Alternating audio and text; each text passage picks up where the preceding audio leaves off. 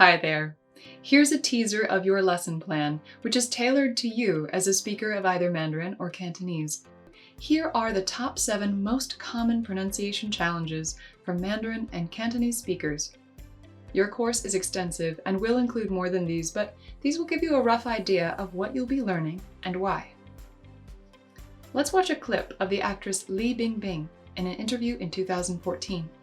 As you listen to her speak, I want you to pay attention to these 4 words: role, lady, is, and perform. But this time my role is very different. As a lady in this movie, she is very capable, sexy, and very aggressive and very tough, and also a cutting-edge scientist. And this character, Michael, make it very richer, vivid. So she gives me some space to perform. Let's dig into that. Challenge sound number 1 is the U sound. Mastering this has to do with placement. You can hear in Li Bingbing's pronunciation of roll that the lip corners come forward to make a U. Roll. This is the same sound she uses for the final sound in capable. The majority of American speakers use something similar, but without the lip corner rounding. That sounds like this: U, roll, and capable. Let's compare. Roll and roll.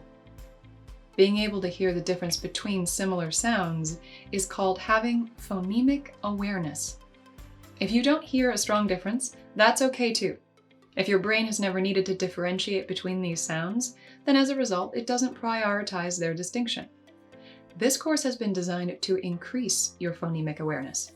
Our lessons will train your body to feel the difference between sounds so that your ear gains the ability to hear the difference. Now, challenge sound number 2 is a category of sounds called diphthongs, which means a single slide between vowel sounds. For the word lady, Bingbing slides from e to I, so a in both syllables. Lady. Most American English speakers use the slide from e to I, a, and only in the first syllable, lay, and then d. Challenge sound number 3 is z, especially as compared to the sound s. These are an example of a voiced and unvoiced pair. This is a small detail, but you can hear in Bingbing's pronunciation of is that she's using an unvoiced s. And in English, many words that end in an S spelling are pronounced with the voiced z. This includes common words like is, was, and does. In this course, you'll learn the distinction between voiced and unvoiced sounds like z and s, and when to use each. And this will take your English to the next level. Challenge sound number 4 is navigating the molar R. You can hear in her pronunciation of the word perform that she's using an while most Americans will pronounce that with a While Li Bingbing is successful in this pronunciation most of the time, she has moments where the sides of her tongue do not engage with her side teeth, creating the Now let's listen to another speaker. This is actor Tony Leung in an interview in 2004. As you listen, pay attention to these 3 words: philosophy, lot, and one that goes by very quickly, the. Let's watch. Not just his movie, but his books about his thinking of Kung Fu and his philosophy. So it impressed me a lot, and I'm still trying to figure it out through training. That's why I'm still very interested in learning, in practicing Kung Fu. Not just for the technique, but try to work out the spiritual side of Kung Fu. And that is very interesting to me. Now, why are those words key? Well, challenge sound number 5 is the distinction between I and I.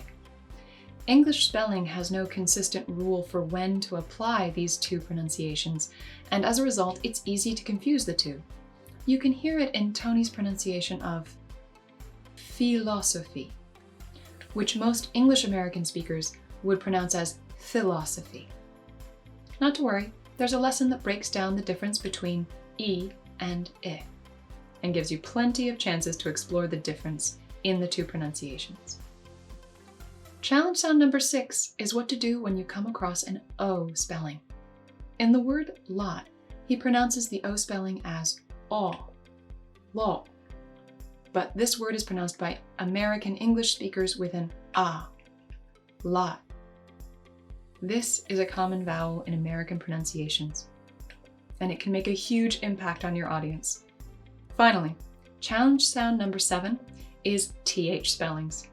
In the word the, you can hear that Mr. Leung uses a d sound at the beginning of the word, so duh. It's the same sound he uses for the word that's as that's. The majority of English speakers will pronounce this as v, so that it sounds like the and that's.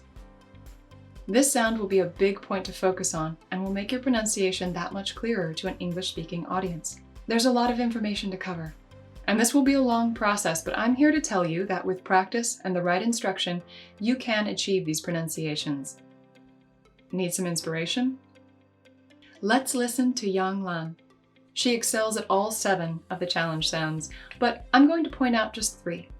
Listen to her say was, final, and 1,000. The night before I was heading for Scotland, I was invited to host the final of China's Got Talent show in Shanghai with the 80,000 live audience in the stadium. Now, let's take a closer look. She successfully pronounces the z in was. She nails the at the end of final, and she uses a th for the th spelling in 1,000. She's doing a great job, and one thing is certain, she didn't learn those sounds overnight. Learning a new accent is a long process and demands patience and determined practice. Today, you have taken the most important step in the process, the first one. So, let's get started.